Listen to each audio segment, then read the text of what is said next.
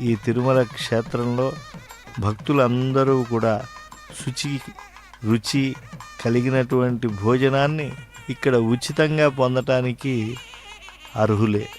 ఇందులో ఒకరికి ప్రధానమైనటువంటి వారికి అంతరించుకుని ఎంతోసేపు ఎదురు చూసి స్వామి సందర్శనం అయిన తరువాత ఆ స్వామి మహిమల్నే ఒకరికొకరు చెప్పుకుంటూ పరవశించి ఇసుక పాత్ర వలె ఎంతకీ తరగనటువంటి వారి అనుభూతులు పరస్పరం అందించుకుంటూ ఆ తరువాత మాతృశ్రీ వేంగమాంబ అన్నదాన సత్రానికి వచ్చి ఈ అన్నప్రసాద కేంద్రంలో భోజనాన్ని స్వీకరించడం చేస్తూ ఉన్నప్పటికీ కూడా అక్కడ ఉపాహారం స్వీకరించిన లేదా ఆహారాన్ని స్వీకరించిన మనసులో శ్రీనివాసుని దివ్యమంగళ విగ్రహం దర్శించినటువంటి తన్మయత్వంతోనే పులకించిపోతూ ఉంటారు.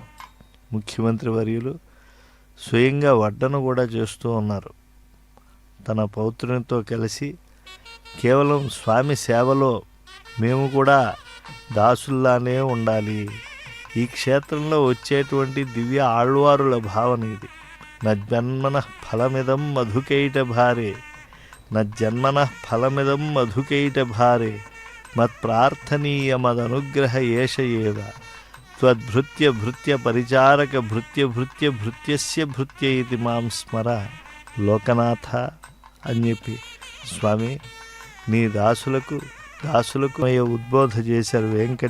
వేడుకొందామా వెంకటగిరి వెంకటేశ్వరుని, ఆమటి ముక్కులు వాడు ఆదిదేవుడేవాడు, ఇంతకన్నా దేవుడు ఇంకెవరున్నారండి.